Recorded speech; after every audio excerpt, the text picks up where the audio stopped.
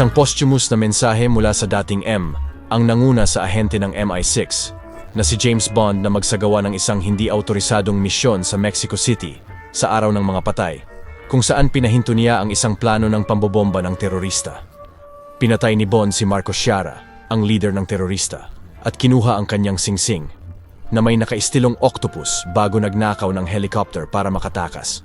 Sa kanyang pagbabalik sa London, nasuspinde si Bond sa field duty ni Gareth Mallory, ang kasalukuyang M, na nakikipaglaban sa kapangyarihan kasama si Max Denbigh, na tinawag ni Bond na si ang Direktor General ng bagong, pribadong suportadong Joint Intelligence Service na nabuo sa pamamagitan ng pagsama ng MI5 at MI6.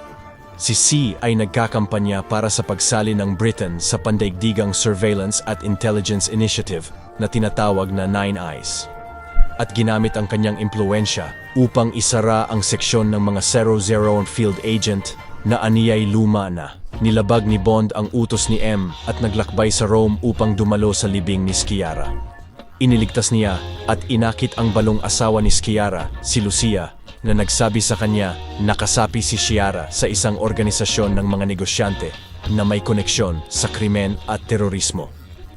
Ginagamit ni Bond ang singsing ni Sciarra para makalusot sa isang pulong para piliin ang kapalit ni Sciarra, kung saan kinilala niya ang pinuno, si Franz Oberhauser. Matapos marinig si Oberhauser na mag-utos na patayin ang Pale King, hinabol si Bond sa buong lungsod ng kanyang Aston Martin DB10 ng assassin ng organisasyon na si Mr. Hinks. Pinaalam ni Eve Moneypenny kay Bond na ang Pale King ay si Mr. White, dating miyembro ng subsidiary ng organisasyon na Quantum na bumagsak sa Oberhauser.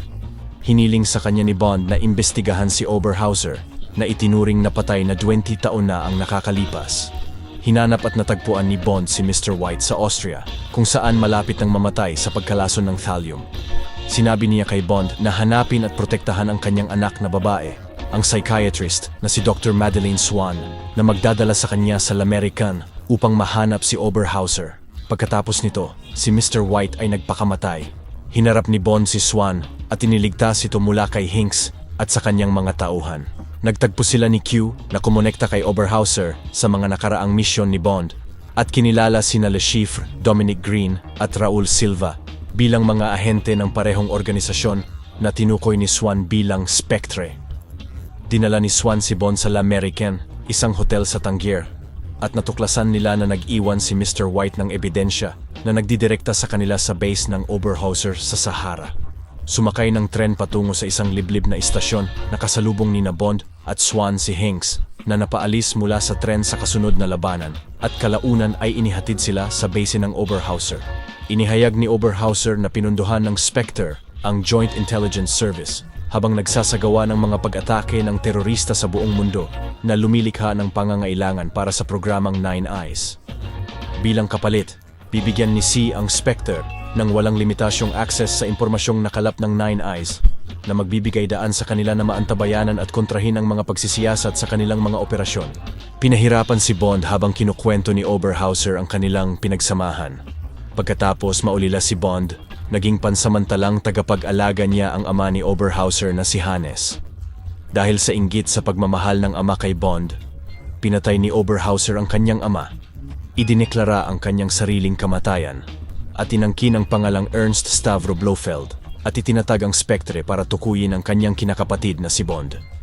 Ibinunyag niya sa huli na siya ang may pananagutan sa ilang trahedya sa buhay ni Bond tulad ng pagkamatay ni na M at Vesper. Ginulat ni na Bond at Swan si Blofeld sa pamamagitan ng pagpasabog ng isang wristwatch sa kanyang mukha, at sila'y tumakas papuntang London upang pigilan ang Nine Eyes na mag-online. Sa London, nagkita sina Bond at Swan kasama si M, Q, Bill Tanner at Moneypenny na may layunin na arestuhin si C. Ngunit kinidnap sina Swan at Bond ng magkahiwalay na mga operatibo ng Spectre habang ang natitirang grupo ay nagpatuloy sa plano. Matapos na magtagumpay si Q sa pagpigil na mag-online ang Nine Eyes, nagkaroon ng alitan sa pagitan ni M at C na nauwi sa pagkamatay ni C. Dinala si Bond sa mga guho ng lumang gusali ng MI6 na nakatakdang edemolis pagkatapos ng pambobomba ni Silva. Si Blofeld ay buhay pa, Ngunit may galos na ngayon sa kanang mata at sinabihan si Bond na kailangan niyang tumakas bago sumabog ang mga pampasabog sa loob ng 3 minuto o mamatay sa pagsisikap na iligtas si Swan. Natagpuan ni Bond si Swan at tumakas sila sakay ng bangka habang gumuguho ang gusali. Binaril ni Bond ang helicopter ni Blofeld na bumagsak sa Westminster Bridge.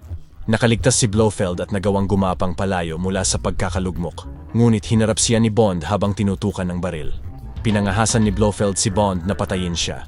Ngunit tumanggi si Bond at sa halip ay iniwan siya upang arestuhin ni M. Sila'y nagkasama muli ni Swan at umalis ang dalawa sa tulay. Kinabukasan, kinuha ni Bond ang inayos na Aston Martin DB5 mula kay Q at umalis kasama si Swan.